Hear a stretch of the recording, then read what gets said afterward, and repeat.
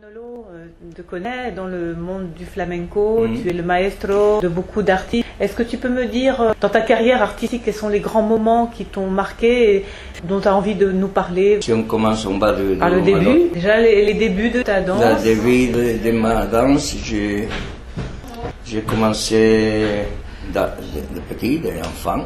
J'ai dansé dans les rues. À Séville. À Séville. J'aimais danser, mais je ne pouvais pas aller dans une école de danse parce que je n'avais pas les moyens. Et je dansais de ma façon. Et comme tu sais, les enfants, même s'ils font des choses pas tout à fait bien, mais on avait l'âme et puis en enfance, on rend bien tout le monde. D'accord. J'ai commencé comme je chantais un peu, je dansais. Presque tous les danseurs en Espagne, les flamencos, ils ont commencé, les danseurs avant. Par le chant? Oui, par le chant, parce qu'il y avait la radio, il n'y avait pas autre chose, on n'avait pas les vidéos, la radio. Il y avait des maestros qui t'apprenaient les coplas, par exemple. Le coplas, c'est pas flamenco, mais c'est andalou quand même. Non? On voyait la flore, et même on n'allait pas beaucoup au théâtre parce que c'était cher, non? C'est toute la radio qui marchait. On commençait comme ça, je faisais partenaire avec ma soeur. On a commencé à faire des petits galas, des choses comme ça. Et ta sœur était danseuse? Danseuse. Elle chantait aussi un peu. Comment s'appelle-t-elle? Elle s'appelle Dorita. Maintenant, n'importe quoi, parce que c'est plus flamenco. Elle s'appelait Patrocinio. Patro. Et je trouve plus flamenco Patro que Dorita. Mais on est parti à Barcelone comme immigrante. Avec toute la famille. Et là, on a commencé, évidemment, à Barcelone, on plaisait encore beaucoup plus. Parce qu'en Andalousie, à Séville, encore les enfants, mais à Barcelone, ce n'était pas. On a eu toujours beaucoup de succès parce qu'on avait beaucoup de tempérament et les gens, ils nous aimaient bien parce qu'on voyait qu'on était pauvres, on voyait qu'ils nous prenaient avec beaucoup de sympathie. Tes parents dansaient ou chantaient? Non, pas du tout. Non, c'était vraiment les enfants. On a commencé avec ma soeur et moi et on a commencé. Ah oui, c'est vraiment le début de la dynastie. Oui, non, mais après ça n'a pas. Après, ça n'a pas continué. Ça n'a pas continué. D'accord. Donc en fait, tu es le maître. Et on a commencé à travailler. Je faisais à Barcelone beaucoup avant d'être professionnel, de travailler, de pouvoir vivre de l'art. Je travaillais dans des usines, j'avais 15 ans, et je travaillais comme apprenti dans beaucoup de travail. Mais après, peu à peu, on a commencé et on avait pour manger. Et puis on a commencé à aller à une école de danse. On avait des contrats pour aller à la Costa Brava qui commençait le tourisme, ou à Mallorca, ou même à l'étranger, non? Et pour ça que même après, je n'ai pas eu beaucoup de professeurs, presque. Ah oui. Mais j'étais toujours très. Je voyais tout ce que je voyais. Et puis, je travaillais dans quelques ballets. J'étais dans la compagnie d'Antonio, en saison pas beaucoup. Antonio Gades? Non, Antonio. Antonio. C'était plus important qu'Antonio Gades. C'était le danseur plus important du monde. Avant, il s'appelait Rosario Ancetancourt, Rosario Antonio. Puis, il était le plus grand danseur dans tout le monde. Seulement Gades, à la dernière année, parce qu'il a fait Saura quelques films, et avant les films. L'autre, il avait fait aussi des films, mais des films moins connus. Parce que c'est normal qu'on fait toujours des films avec quelques vedettes pour profiter de leur nom, mais que ce n'est pas une histoire, il y a presque une histoire. Travailler un peu avec Antonio, un peu là, un peu par là, et partout, je prenais. Et même encore, j'arrête d'apprendre. Toujours.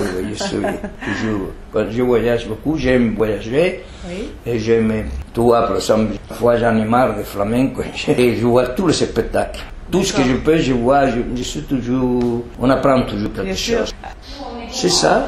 Et ça, c'est le début de ma carrière. Après, on n'était pas la première fois à Paris. Une fois, on avait été en tournée à Portugal aussi, mais enfin, la première sortie, la vraie sortie, c'était à Paris. Il y avait un cabaret, restaurant, qui s'appelait La Puerta del Sol. C'était dans la rue Pierre Charon, c'est dans les Champs-Élysées.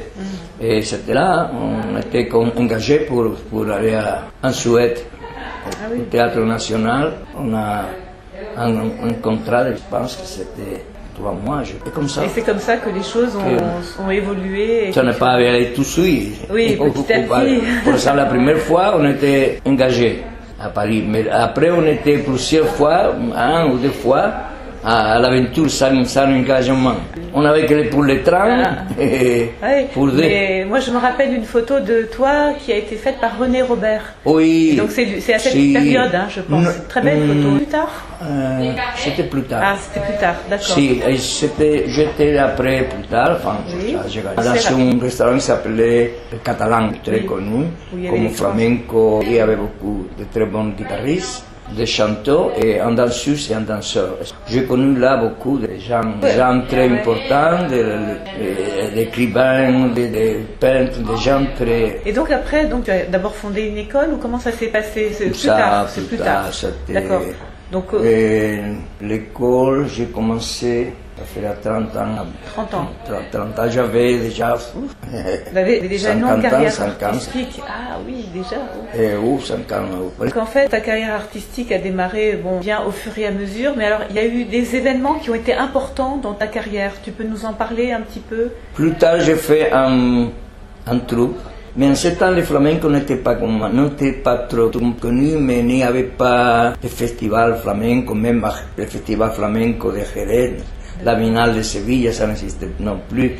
Le flamenco était très minoritaire, oui, je comprends. Et important comme des choses qui peuvent sonner plus, je te dis, après comme chorégraphe, quand j'avais l'école, j'ai fait des choses plus importantes. Voilà. Je fais plus important comme chorégraphe que comme danseur. Alors justement, tu peux nous parler de ce goût que tu as eu pour la chorégraphie, tes méthodes, comment tu travailles en tant que chorégraphe? Ça dépend. Par exemple, j'ai fait des spectacles très différents. J'ai fait en chorégraphie, par exemple, pour le festival de Mérida. Mérida et le festival d'automne de Madrid, festival de danse, le festival en danse de Madrid et à la communauté Extremadura, dans le théâtre romain de Mérida.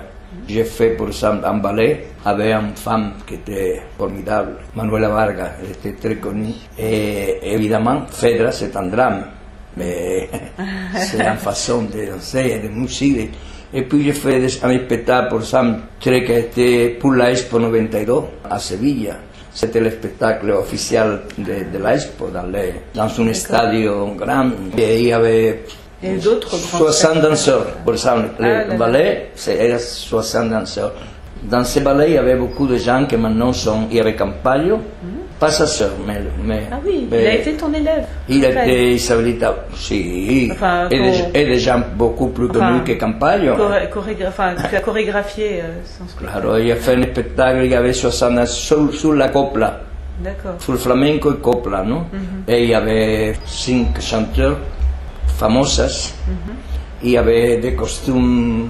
C'est un spectacle que jamais on a vu. Ah oui. Et c'est vrai parce que ça coûtait, et ça a été aussi très critiqué, polémique, parce que c'était avec l'argent du gouvernement. Évidemment, tu sais, pour il y avait 5 vedettes. Et, les autres 6... On n'a rien sans rien. Et les autres vous disaient pourquoi celle-là et pourquoi n'est pas l'autre. L'autre est plus belle, l'autre chante mieux, pourquoi n'est pas... Il y avait 5 entre la plus importante en ce moment, c'était Rocío Jurado, puis il y avait un qui était un peu déjà vieille, mais qui était c'est un peu période argentina, c'est surtout des films, des chants, mais surtout très connus, muy famosa de cine. D'accord. Il y avait des musiciens, 60 bailarines, et dans cette bailarines, había beaucoup de gens, il y avait Isabelita Bayón, il y avait beaucoup de gens qui maintenant sont connus. Alors, quel est ton... Ça ne pouvait aller nulle part parce que pour voyager, avec ces costumes, des perruches, des souliers, tout ça coûtait. Évidemment, la politique, et puis enfin bon, on a un retard pour pour le début, pour la première, ça a eu un retard. C'était le spectacle nouveau et c'était le théâtre nouveau. Il y avait des choses qui c'était nouveau, il y avait des choses qui ne marchaient pas, c'est à lumière qui un stade non muy grande. Enfin, et ça a été, après j'ai fait des choses comme moi que la gente pour ça, ce spectacle. Il avait des choses belles, vraiment. Donc il y a des moments... C'était un musical. Il y avait même un cancan. Ah oui. Oui. Petit ça, moment. Quelque chose de France, d'Espagne. D'accord, un mélange. Une chanson qui dit de Triana, la Carmen de Mérimée, française, et la Carmen de Triana, la vraie Carmen de Triana. Oui. Et ça a été tout le monde qui sait que je me fais... Mais pour moi, comme flamenco, comme plus petit, moins voyant, pero mejor, yo he hecho muchas cosas. Una cosa grande también, yo he hecho colaboración con Cristina Hoyo. Sí. Pour les Juegos Olympiques. Évidemment, c'est un travail que je n'avais pas fait avant parce qu'il y avait 400 danseuses, tu comprends, et il y avait un haut-parleur. Je n'avais pas l'habitude de faire des choses comme ça, mais comme danse, comme vrai danse, c'était quelque chose de patent, non? Mais Cristina Hoyo, tu te rappelles, avait un cheval, Jean. Quand c'est ça, il dit oui, mais moi j'ai fait des choses beaucoup plus importantes pour moi. Mais moi, oui, je comprends. Mais donc, comment tu peux expliquer le fait que tu as été aussi autant demandé en tant que chorégraphe? Est-ce que tu peux nous expliquer qu'est-ce qui fait que tu as eu que tu as toujours ce grand talent de chorégraphe?